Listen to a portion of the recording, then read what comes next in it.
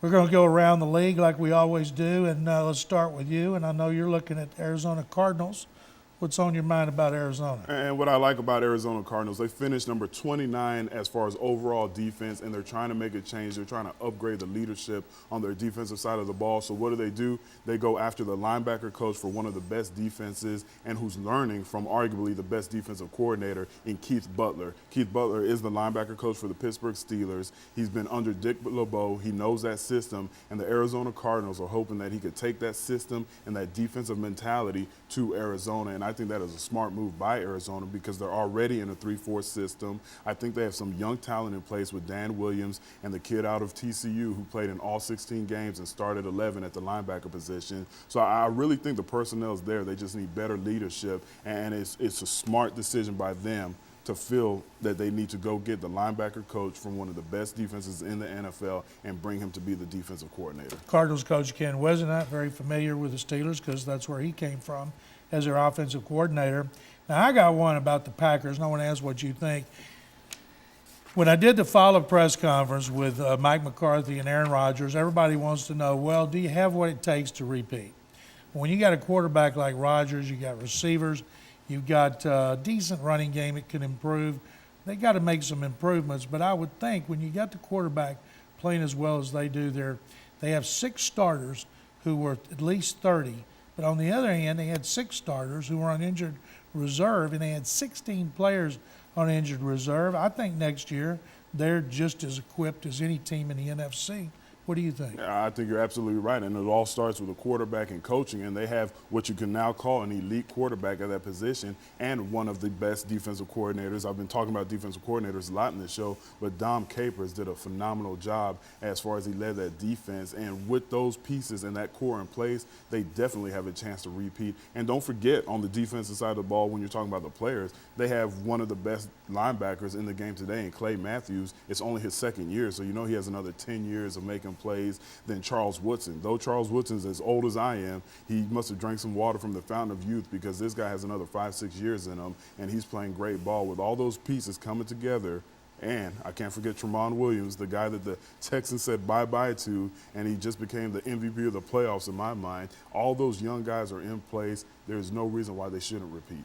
What do you think about Clay Matthews in his second year winning a Super Bowl? Yeah, I think it's funny. When you talk about the Matthews family, you talk about one of the biggest names and best families in NFL next to the Peyton Mannings. Not the Peyton Mannings, but the Mannings. You think it's ironic that Clay Matthews in only his second year brings the family a Super Bowl ring when his uncle and his father played a combined 38 years without getting that Super Bowl ring. I thought it was a great story, and you've met the family, I've met the family, they're a great family, and I was very happy to see that they finally got that ring. And they're the patriarch, Clay the original played, he never won an NFL championship.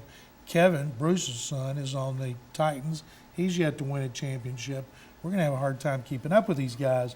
Now, you weren't there, I was. I felt terrible for Jerry Jones because he's getting blasted for all the problems on Super Bowl Sunday with the stadium.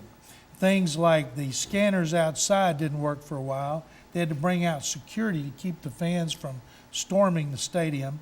They had 4 entrances closed down because of ice problems where they had injuries earlier in the week. They had a seating fiasco in which 850 seats were temporaries that had not been put in right according to the fire marshal. And of those 850, 400 did not get a seat. They watched on TV, sideline, put a few of them in the press box. They've guaranteed them free tickets for next year. They need to throw in travel and accommodations and a few drinks. And everybody wanted to blame it on Jerry. And I thought that was terrible because the NFL is controlling the Super Bowl, not the home team's owner. So any problems were caused by the league and not because of Jerry Jones. Now, people say, is that going to cause a problem with them coming back? And the answer is no, because Indy, as you know, that's the biggest stadium outside FedEx Field, but they make more money. Their suites are incredible, and the owners don't care about ice on the roads during the week. They're not fighting it. So I think, yes, they'll go back. They're competing for I think Super Bowl number 50. And you're absolutely right. When you talk about the fiasco that happened in Dallas leading up to the game, the proof is in the pudding. The fact that the NFL came out and made a statement apologizing to what went on, the NFL, not the Dallas Cowboys, they're the ones who said that they're going to give these fans that were displaced extra tickets for next year's Super Bowl. And I believe they were going to give them 3 times the amount of the face value of the ticket. That goes to show it was the NFL who made the mistake. They owned up to it, and it wasn't the Dallas Cowboys or Jerry Jones. If you think about that 3 times the face value, if you paid $900, but not many do, they probably got them from a broker. No telling what they paid. So tripling is not going to help, but throwing in a lot of other free stuff just might.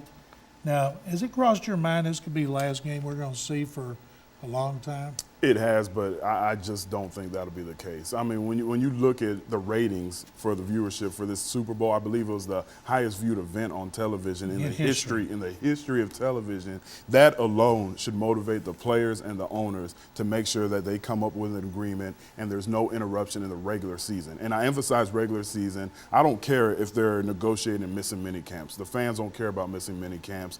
I don't care about training camp. If anything, most of the players are going to be happy if they miss training camp. But for the fans, they cannot miss one regular season game. If they do, it's going to take a few years to rebound from that. In today's economy, fans don't want to see an interruption in football because millionaires and billionaires can't come to an agreement.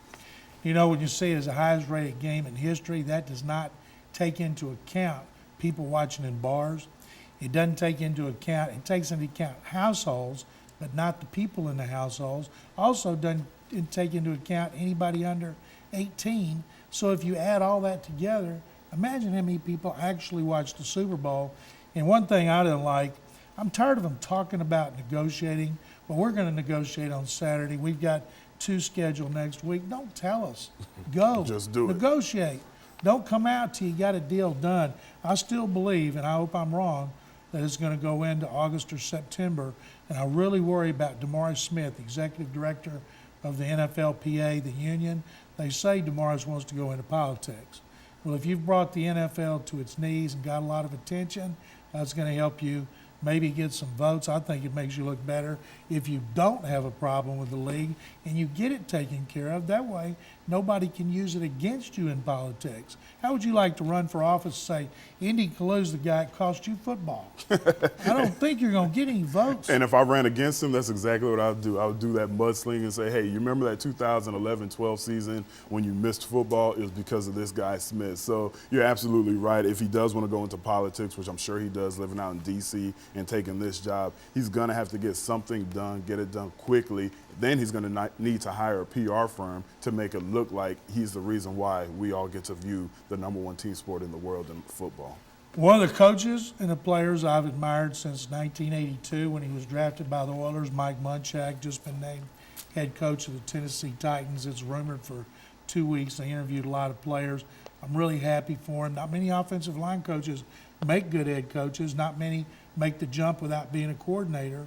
You know, they better hope he's Andy Reid and not Mike Singletary. What do you think about Munchak being promoted? Well, I'm going to answer your question with a question because when I read about it, I was happy for him. I love to see ex-players get to that head coaching position. But when you look at the great ex-players like a Mike Munchak, a guy who's in the Hall of Fame, a Mike Singletary, you know, those are the guys that I'm a little concerned with when it comes to coaching. Off the top of your head, can you remember a player that was Hall of Fame who made the transition to a head coach and had a successful tenure? You caught me off guard, and I'll say no, and I know the viewers right now be thinking, oh, what about so-and-so and so-and-so and so-and-so? We're like, oh, my goodness, it's very, very rare that happens, but we wish him the best. Now, guess who I think his offensive line coach is going to be? If I had to guess, Bruce Matthews? Bruce Matthews. Bruce turned down the Cowboys to stay with the Texans. I guarantee you Munchak wants him. They're like brothers. They're best friends. They're teammates. They presented each other at the Hall of Fame in Canton. I know Munchak wants him. I'm assuming the Texans would not make Bruce stay, that if he really wants to go, they would let him go. That would be the class thing to do. Would you do that? You know what? It would be a class thing to do, especially they're so very close. Bruce Matthews wants to be the head offensive line coach. If he has an opportunity to do it, they should give him the chance to do it. Plus, he's a big guy. He can mess up Coach Kubiak's office if he doesn't let him get out of there. What about the idea of putting together an all Hall of Fame coaching staff? You know, bringing Bruce Matthews to do the offensive line, Mike Singletary to coach the cornerbacks. Deion Sanders coach the cornerbacks. The list goes on and on. Deion I'm sure it ain't won't in watch. yet. He just got voted. He's not been inducted. Oh, he'll be in. He'll be in. He got in, but we'll be inducting him in August in Canton, Ohio. Now,